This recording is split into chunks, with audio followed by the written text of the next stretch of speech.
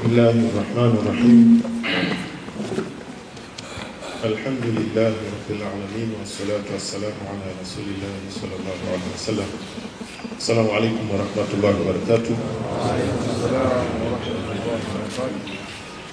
Baada ya kumshukuru Mwenyezi Mungu Subhanahu wa Ta'ala na kumtakia rehema na amani Mtume wetu Muhammad sallallahu alaihi wasallam, tumesomewa aya za ufunguzi katika sura Al-Imran aya 100 mpaka 107.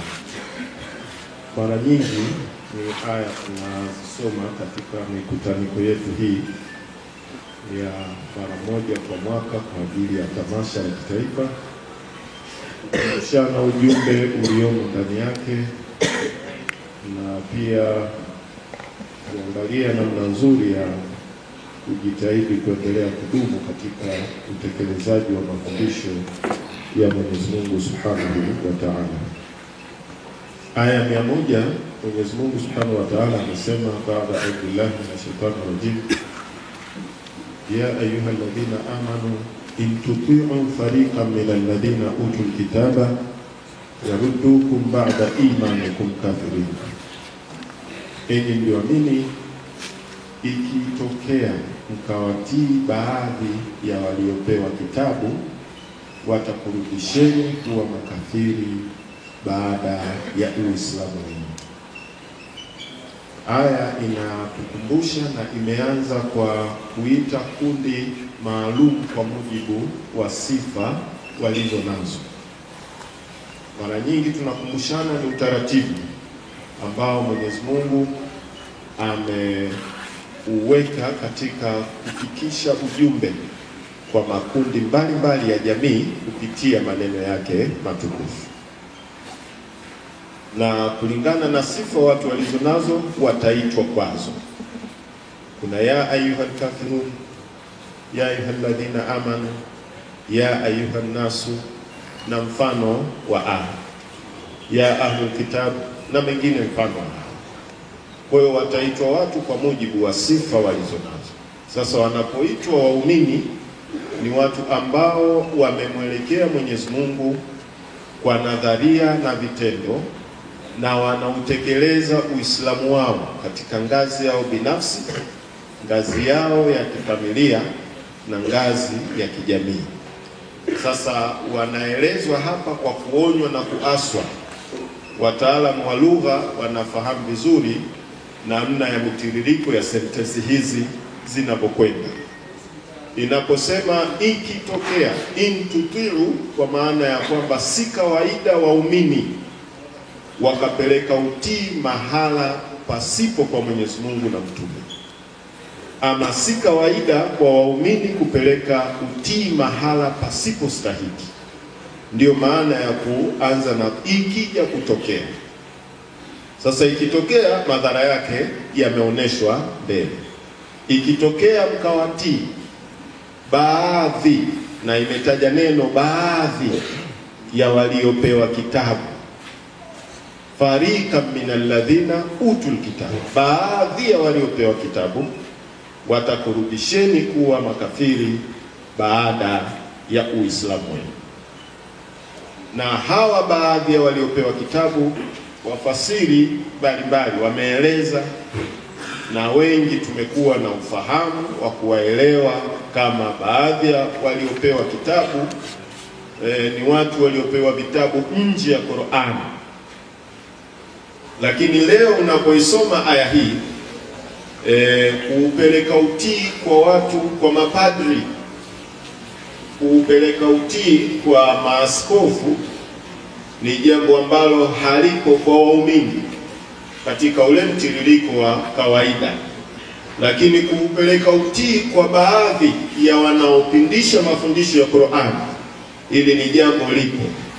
Kwa hiyo ahlul kitabi wanaingia mpaka waliopewa Qur'an, na ndio maana likatumika neno baadhi ya waliopewa kitabu watakurudisheni kuwa makafiri baada ya Uislamu wenu. Sasa kwa nini watakurudisheni? Kwa sababu utii huo utatupelekea kumwasi Mwenyezi Mungu Subhanahu wa Ta'ala. utatupelekea kwenda kinyume na maelekezo na maagizo ya Mwenyezi Mungu na Mtume Muhammad sallallahu alaihi wasallam. Madhara yake na mahishio yake yanaelezwa kuwa yaruddukum ba'da imanikum kafirin, watakurudisheni kuwa makafiri baada ya Uislamu wenu. Kwa hiyo ni muhimu tuchukue hadhari kama waumini, na ikiwa kweli waumini haya mambo katika hali ya moja kwa moja haitotokea, muumini wa kweli akahamisha utii akaupeleka mahala pasipo stahiki. Aya ya 101 Mwenyezi Mungu Subhanahu wa Ta'ala anakumbusha pia waumini hawa, wa kaifa takfuruna wa antum tutla alaykum ayatullahi wa fikum rasuluhu wa man ya'tasim billahi faqad hudiya ila siratul mustaqim. Na inakuwaje mnakufuru, inakuwaje mnapinga hali ninyi mnasomewa aya za Mwenyezi Mungu na mtume yuko pamoja nanyi? Na wale ambao watashikamana na Mwenyezi Mungu sawa sawa watakuwa wamekwisha ongozwa katika njia iliyonyoka. Wa kaifa takfuru, inakuwaje mnapinga? Ni aya inawakumbusha Waislamu wanapoingia katika migogoro ya kuwapelekea wao kwa wao kuvutana na mpaka kuwapelekea kutoka nje ya toa ya Mwenyezi Mungu Subhanahu wa Ta'ala. Haya mambo yalikwisha katazwa. Tunayo madhaifu, tunazo changamoto, lakini hatutakiwi tukaingia tukatoka nje ya toa ya Allah Subhanahu wa Ta'ala. Ukufuru ni kupinga. Kwa hiyo unaweza ukawa ndani ya Uislamu lakini ukapinga mafundisho ya Mwenyezi Mungu, huko ni kukufuru. Manake mtiririko wa aya umeanza na ya ayyuhalladhina amanu 101 tunaambiwa inakuwaje mnapinga, inakuwaje mnakufuru, na hali ninyi mnasomewa aya za Mwenyezi Mungu. Wanaosomewa ni waumini. Mnasomewa aya za Mwenyezi Mungu na mtume yuko pamoja nanyi. Tunayo mafundisho ya Mtume Muhammad sallallahu alaihi wasallam. Tumeletewa mwongozo wa Qur'an ukafafanuliwa katika utekelezaji wa maisha yetu ya kila siku na mtume wetu Muhammad sallallahu alaihi wasallam. Sasa inakuwaje tunacho kitabu cha Allah, tunazo hadithi mbalimbali na tunayo mafundisho ya mtume wetu Muhammad sallallahu alaihi wasallam, lakini utekelezaji wake unakuwa hauendi sawa sawa? Inakuwaje? Ndio mshangao unakuja katika sura hiyo. Inakuwaje mnapinga? Sisi tumepewa mwongozo, tunayo Qur'an. Manake hapa mazingatio makubwa kwamba tuwe na utaratibu wa kuzingatia tunayosoma katika Qur'ani na kuyaingiza katika utekelezaji. Tunayosoma katika mafundisho ya Mtume Muhammad sallallahu alaihi wasallam na kuyaingiza katika utekelezaji. Kutoingiza katika utekelezaji tutajikuta tunajivisha sura ya Uislamu, lakini kiutendaji tunakuwa wapinzani ama wapingaji wa Uislamu. Kwa hiyo ni shangao kubwa kwamba sisi tuna mwongozo unaotuelekeza mpaka adabu za kulala, mpaka adabu za kuingia chooni, mpaka adabu za kila kitu, maisha yote, kila nukta ya maisha katika jamii, kuanzia ngazi ya kifamilia, ngazi ya kibinafsi, ngazi ya kifamilia, mpaka ngazi ya kijamii. Ukija kwenye jamii, manake masuala ya sheria, masuala ya uchumi, masuala ya siasa, hakuna dini ambayo ina mwongozo, ina utaratibu ambayo imeutoa kwenye jamii yake kuliko dini ya Uislamu. Wengine wote, dini zingine zote zinakopa mifumo ya kibenki, sijui mifumo ya miamala, mambo ya uchumi, mifumo ya kisiasa, itakopesha kutoka sehemu nyingine. Lakini Uislamu ni dini iliyokamilika, ina kila kitu katika hayo na mwongozo umetolewa. Sasa inakuwa ni ajabu kupinga, kutofuata huo utaratibu. Ndio huu mshangao kwamba na tukirudi sawa sawa, Mwenyezi Mungu ameahidi akisema wakati hudia ila siratul mustaqim, watakuwa wamekwisha ongozwa katika njia iliyonyoka. Aya ya 102 Mwenyezi Mungu anatukumbusha pia akisema, ya ayyuhalladhina amanu ittaqullaha haqqa tuqatihi wa la tamutunna illa wa antum muslimun. Enyi mlioamini, mcheni Mwenyezi Mungu kwa ule ukweli kabisa wa kumcha, na wala msife isipokuwa mmekufa hali ya kuwa mmejisalimisha kwake. Hii aya inatukumbusha kama waumini juu ya swala zima la kudumu katika kumcha Mwenyezi Mungu Subhanahu wa Ta'ala. Swala la takwa ni swala ambalo lina tabia ya kupanda, lina tabia ya kushuka.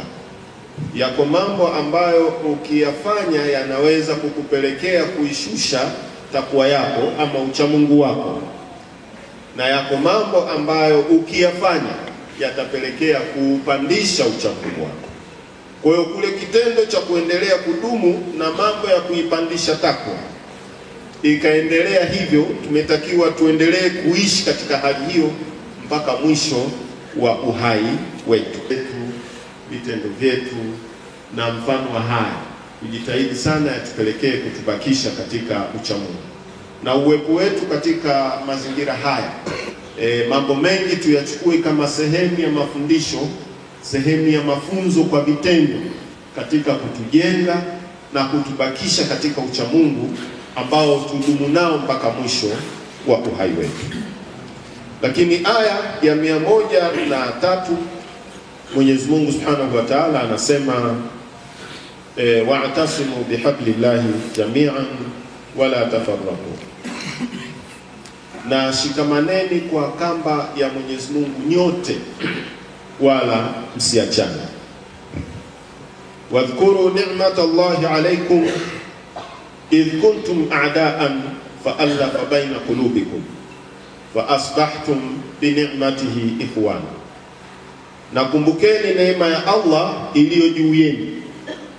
Hapo zamani mlikuwa maadui, naye akaziunganisha nyoyo zenu, hivyo akakufanyeni kwa neema yake yeye Mwenyezi Mungu ninyi kuwa ndugu.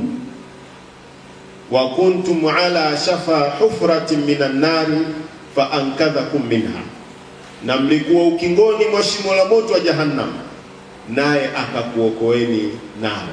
Kadhalika yubayyinu Allahu lakum ayatihi la'allakum tahtadun. Namna hivi Mwenyezi Mungu anakubainishieni aya zake ili mpate kuongoka. Aya inatukumbusha suala la muhimu sana katika Uislamu. Linatukumbusha suala la mshikamano, sio mkusanyano.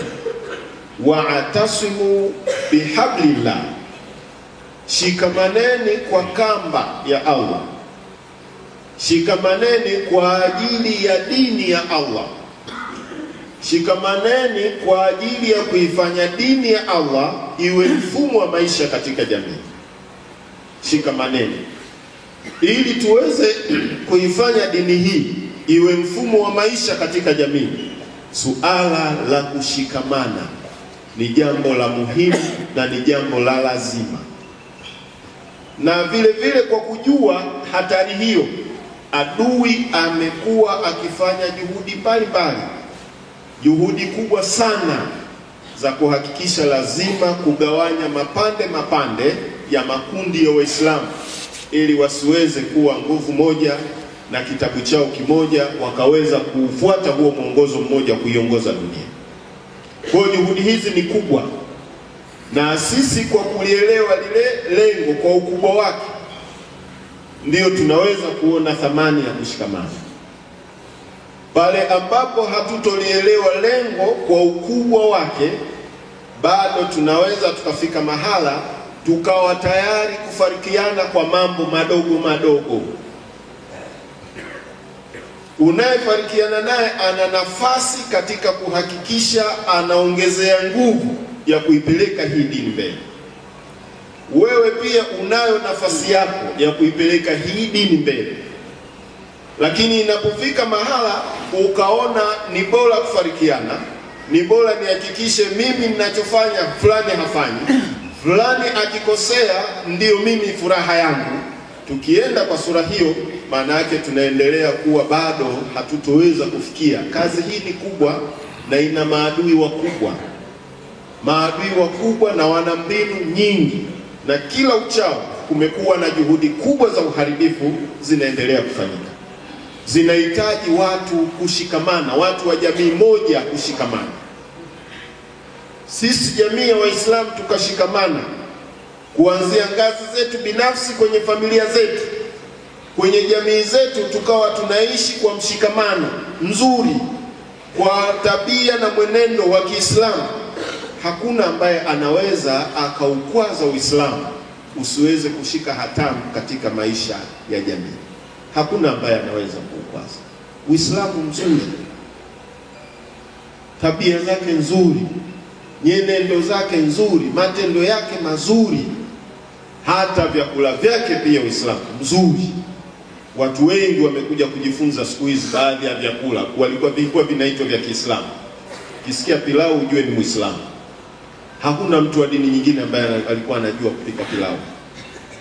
Vitu mfano wa hivyo. Sasa hii ndio dini. Kila kitu imezingatia, kila kitu. Ukitaka kizuri utakipata katika Uislamu. Sasa namna gani tunashikamana kama waumini, kama umma? Kwa sababu tuna lengo kubwa. Lengo limeelezwa bihablillah, kwa ajili ya dini ya Allah. Dini hii inapigwa vita kubwa, ina uadui mkubwa, inahitaji watu kuwa pamoja, kushikamana kikwelikweli, kuwa kama kiwiliwili kimoja. Mmoja akipata shida, sisi sote tunapambana, tunaumia, tunapata hisia za kule kupata shida kwa yule mmoja. Huu ndio mshikamano ambao unasisitizwa katika aya hii, kwa mujibu wa kuiendea dini ya Allah, kuifanya kuwa mfumo wa maisha katika jamii. Lakini sambamba na hilo, tumeamrishwa pia na kuonywa, wala tafarraqu, wala msifarikiane. Tusifike mahala tukaruhusu faraka. Juhudi kubwa zinatakiwa kufanyika kila panapoonekana pana tatizo linalotaka kupelekea kupunguza nguvu ya Waislamu. Basi juhudi ya kuunganisha nguvu hiyo inatakiwa ifanyike. Kila panapotokea panataka kupelekea kuona kwamba hapa watu wanataka kusambaratika, anayelielewa vizuri hili lengo aone hii ni hatari inakuja. Wakati ule inavunjwa fitina ya kuvunjwa East African Muslim Welfare Society, wako baadhi ya wazee wetu walilia, walikuwa wanaona sasa tumeingiliwa, na sasa tunasambaratishwa. Kilo wakijitahidi kuzima wale ambao wanasimama, kumbe walifikiri ni wao, kumbe kuna watu nyuma yao wanawasukuma. Na Radio Tanzania ikawa inasapoti, gazeti la serikali la The Nationalist na hiyo ikawa linasapoti ile mgogoro, kuhakikisha mgogoro na ukawa mpaka kama ukawa ni mgogoro wa kitaifa. Watu fulani wakapandishwa, wakapewa hadhi kubwa, wakapewa nafasi kubwa, ikatumika baadhi ya mikoa kuchochea jambo hili.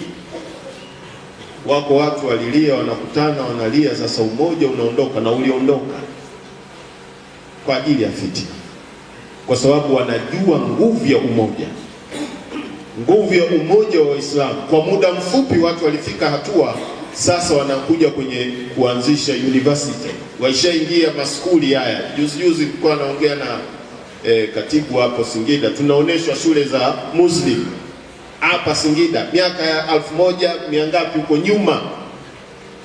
Nilikwendaga Mara nikakutana na shule ya Muslim. Ukienda sijui Kibondo huko unaweza ukafikiri hakunaga Waislamu, iko Muslim tangu miaka hiyo.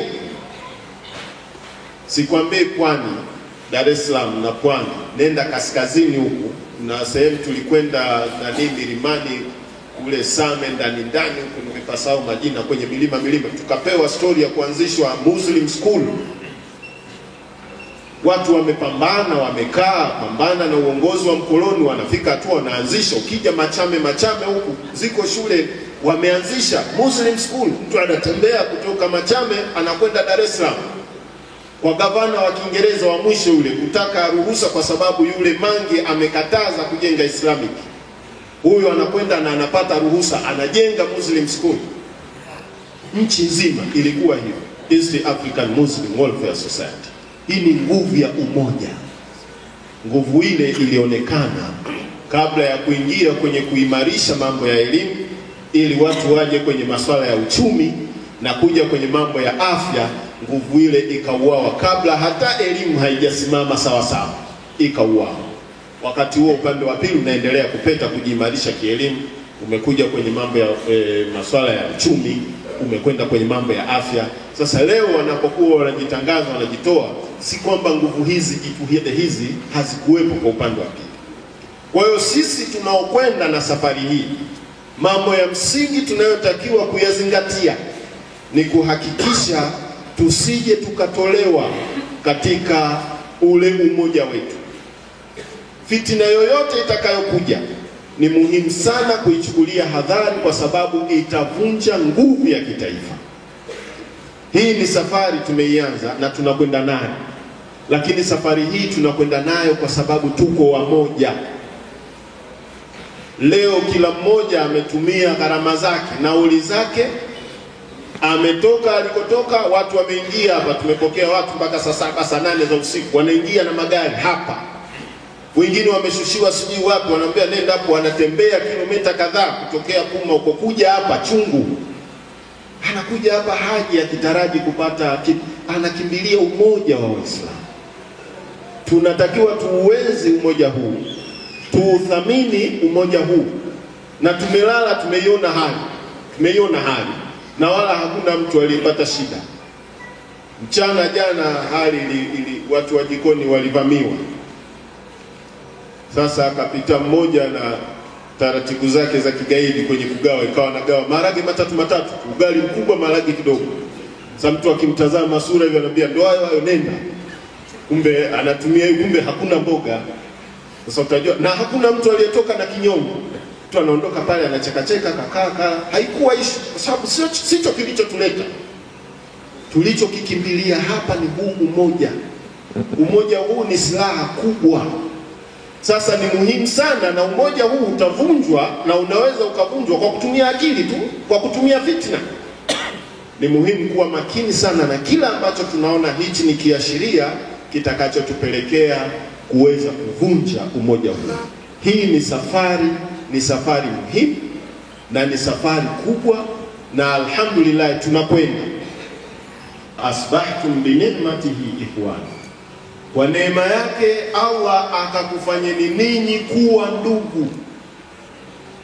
Lakini si hivyo tu, wa kuntum ala shafa hufratin minan nar fa ankadhakum minha. Yale maisha mliokuwa mnaishi yalikuwa ni maisha ya kuwapelekea kuingia katika shimo la moto wa jahannam.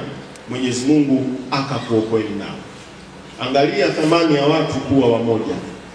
Mnapokuwa wamoja, mkaungana nyoyo, mmeingia katika kutoka kwenye nusura ya Allah, ambako pengine ilikuwa tunaingia shimoni, lakini Mwenyezi Mungu akakuokoeni nalo. Anakutoeni na anaonesha hizi ni alama zake, ikiwa ninyi kwa wale ambao ili mpate kuokoka. Kwa hiyo hii inakumbushwa kwa Ausi na Khazraj, wanakumbushwa jambo hili. Ndio wanakumbushwa walivyokuwa maadui. Watu wa jamii moja walikuwa maadui, lakini maadui hawa pamoja na uadui waliokuwa nao, wanakumbushwa uadui waliokuwa nao na namna ambavyo waliondolewa uadui huo kwa kuvunjwa kwa kuingia Uislamu. Hawa watu walikuwa ndugu. Sasa Aus na Khazraj wamesimama pamoja, lakini mtu amesimama hapa dhidi ya mzazi wake, yeye kasimama kama Muislamu. Leo tumekutana hapa nchi nzima, tutapishana tu kwa ile neema ambayo Mwenyezi Mungu anahitaji. Ukisikia hii hapana bwana, unasema ngoma Kigoma hiyo. Kikata huku nasikia kwacha wiza, unasema hiyo ngoma ya hapa hiyo. Lakini wote tuko pamoja. Tuko pamoja, tunashikamana, tunafanya kazi, tumepanga foleni pamoja, tunakwenda katika sura hiyo. Haya yote tumeambiwa litaarafu, ni kujuana tu. Wewe hata kwenye mazungumzo, kwenye kuvutana kidogo, mkishajuana unajua huyu bwana anatokea wapi. Bwana sawa, ndio sawa. Kwa hiyo ni hivyo nasema sawa, tuko pamoja. Hatuwezi kuachana. Kwa hiyo lengo ni kuja kujuana, lengo ni kufahamiana kwa namna gani tunaweza kwenda vizuri. Kwa hiyo sasa yako mambo tunaendelea. Program zetu nyingi zinatusisitiza kufanya mambo ambayo yatatufanya tuwe pamoja. Umoja, ndugu zangu, katika imani haupatikani tu pengine kwa kusema kwa kuhamasisha, unapatikana kwa matendo. Kwa matendo. Mtu ukimfanyia wema, ukamfanyia wema mwenzako, hata kama kuna jambo mmefikishana mahala, mmevutana kidogo, mmefanyana hivi, lakini ukadumu katika kumfanyia wema, kuna batani fulani unaikorokocha ya uzuri ya huyu mtu, ataanza kukutazama vizuri. Ndiyo kiunganishi cha nyoyo mnakizungumza. Lakini sasa utakapomfanyia ubaya pia, naye akahisi kabisa kwamba ubaya hapa, huwa kunakuja mpaka hisia, na Sheitani anaingilia kati, anachochea hisia hizo. Kwa hiyo kila kitakachofanyika, hata kwa bahati mbaya, kitaingizwa kwenye tafsiri ya kwamba fulani kanifanyia mimi jambo fulani. Kinaweza kikafanyika kitu kwa maana nyingine, kikaletwa kwenye tafsiri kwamba huyu fulani amefanya kwa sababu hii. Kwa hiyo haya ndio madhara ya watu kutozingatia kuwa wamoja. Kwa hiyo swala la kushikamana na kutofarikiana linahitaji kuelewa lengo letu. Lengo letu ni moja, ndilo limetukusanya hapa, tulielewe vizuri, lakini tufanyiane mambo mema na tusifanyiane mambo mabaya.